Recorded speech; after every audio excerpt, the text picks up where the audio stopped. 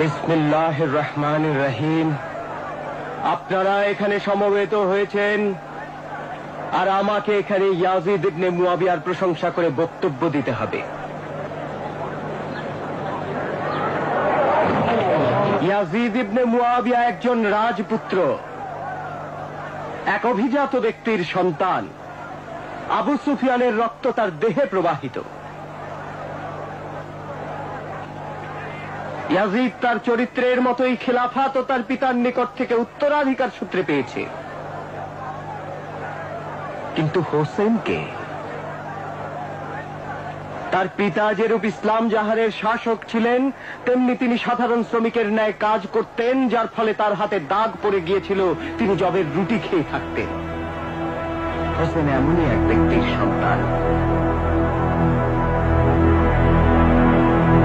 এছাড়াও মায়ের দিক থেকে তিনি রসুলে খোদার নাতি,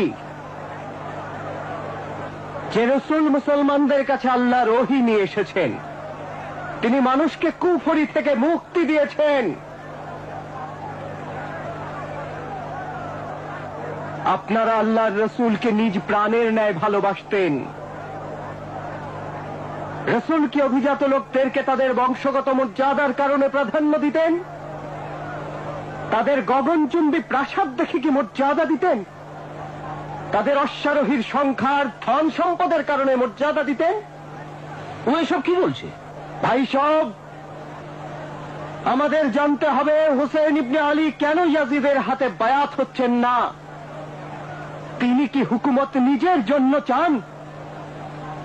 কেন তিনি হুকুমত নিজের জন্য চাইবেন? কারণ আল্লাহই তো একমাত্র বিধানদাতা, আর সৎ লোকেরাই হুকুমতের অধিকারী। পৃথিবীর প্রকৃত উত্তরাধিকারী হচ্ছে সেই যোগ্য লোকেরা যাদেরকে দুর্বল করে রাখা হয়েছে। ওহির আবেদন কি এছাড়া অন্য কিছু? আপনারাই কি ইয়াজিদ ইবনে মুয়াবিয়াকে খলিফা মনোনীত করেছেন, না গোত্রপতিরা করেছে? হোসেন ইবনে আলী কেন ইয়াজিদের হাতে বায়াত হননি?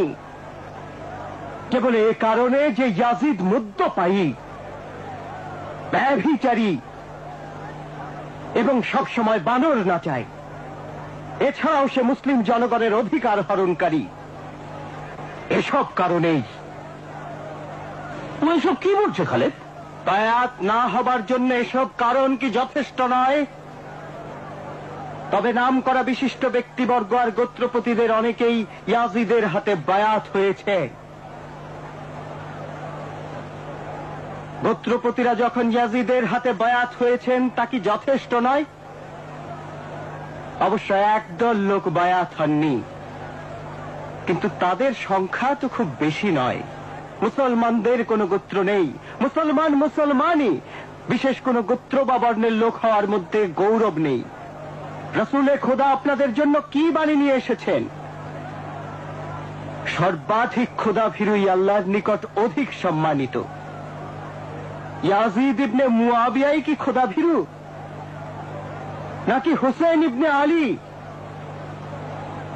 ইয়াজিদ খিলাফতকে নিজের হক বলে মনে করেন, কারণ সে মুয়াবিয়ার সন্তান।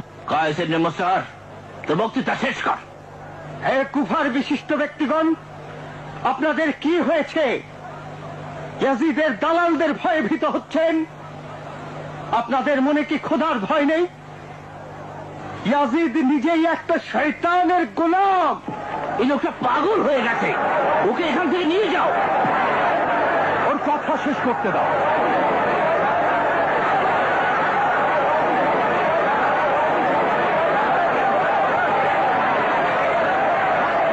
আপনারা ইমাম হুসেনকে দাওয়াত করেছিলেন, বলেছিলেন রাসূলুল্লাহর হুকুমতের ন্যায় ইসলামী হুকুমত প্রতিষ্ঠা করবেন।